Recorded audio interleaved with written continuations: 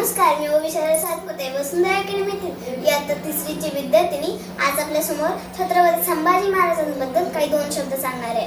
मी या अगोदर छत्रपती शिवाजी महाराजांना मानवंदन म्हणून शुभेच्छा देते.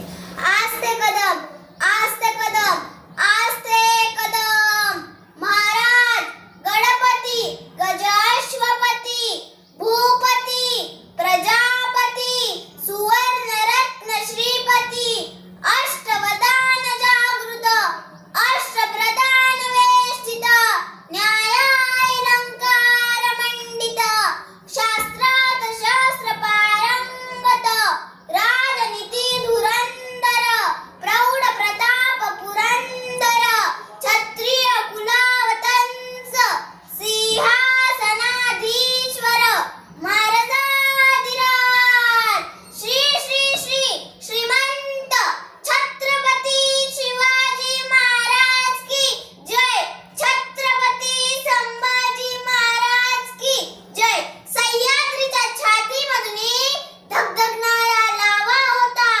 स्वराज्याचा रक्षक शंभू तो वाघाचा छावा होता, वाघाचा छावा होता.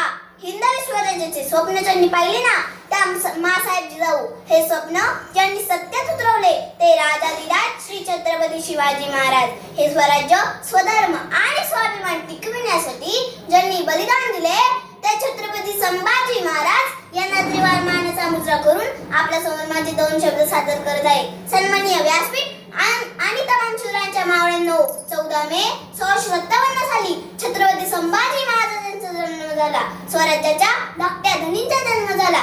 बाळपणीच आईच्या मृत्यूमुळे छत्रपती संभाजी महाराज मातजाऊंच्या सान्निध्यात वाढले. ते अतिशय देखणे, शूर आणि विद्याविशारद होते. वयाच्या अवघ्या 9व्या वर्षी आग्र्यातून यशस्वी सुटका करून आलेले, वयाच्या 14व्या वर्षी संस्कृत भाषेतून बुधभूषण राजनीती हा ग्रंथ लिहिणारे आणि वयाच्या अवघ्या 24व्या वर्षी शिवरायांच्या गादीवर बसलेले छत्रपती संभाजी महाराज यांची काय माहिती सांगावी. राजकारणातील बारकावे आणि रणगाणातील डावपेच ते खुद्द महाराजांना पाहूनच शिकले होते. ते विनम्र होते, दानशूर होते आणि धार्मिक होते. महाराजांप्रमाणेच सक्तीने धर्मांतर करणारी इंग्रज, पोर्तुगीज, मुस्लिम सत्ताधीशांना त्यांनी विरोध केला होता.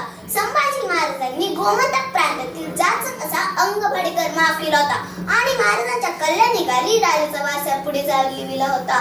छत्रपती संभाजी महाराज गादीवर बसल्या बसल्याच औरंगजेबाने स्वराज्य गिळंकृत करण्यासाठी महाराष्ट्रावर हल्ला केला.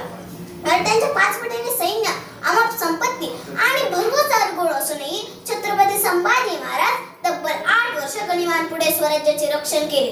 परंतु आपल्याच काही माणसांच्या फितुरीमुळे छत्रपती संभाजी महाराज दिनांक 1 फेब्रुवारी 1689 रोजी दुश्मनांच्या हाती लागले. त्यांना वाचवण्याचे अनेक प्रयत्न झाले, परंतु त्यात यश नाही आले. त्यांना वाचवण्याचे अनेक प्रयत्न झाले, परंतु त्यात यश नाही आले.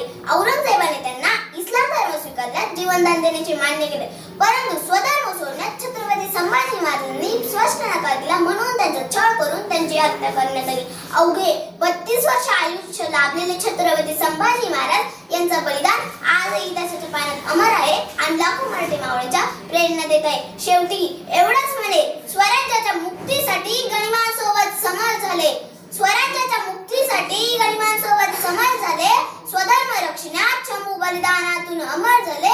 शंभू बलिदानातून अमर झाले. शेवटी जाता जाता मला कवी करशात छत्रपती संभाजी महाराजांचा संवाद आठवला. मला तो तुमच्यासोबत बोलावेसे वाटतो. मन के जीते जीत है, मन के हारे हार, हार गए जो बिन लड़े, उन पर है धिक्कार, उन पर है धिक्कार जो देखे ना सपना.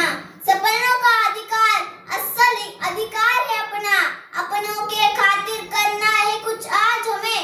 अजर अजर अमर कर देना है स्वराज्य में. तू माटी का लाले, कोई कंकड़ या धूल नहीं. तू समय बदल रख देगा, इतिहास लिखेगा भूल नहीं. तू भोर खपोला तारा है, परिवर्तन का एक नारा है. ये अंधकार कुछ पल का है, फिर सब कुछ तुम्हारा है. सेवक का आखिरी मुद्रा स्वीकार कीजिए राजे, जा रहे हैं आपके शत्रुओं के चोट पर लगने.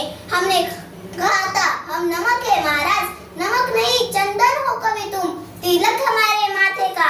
कविताएं खत्म हुई राजे, अंत में जीत आपकी हुई.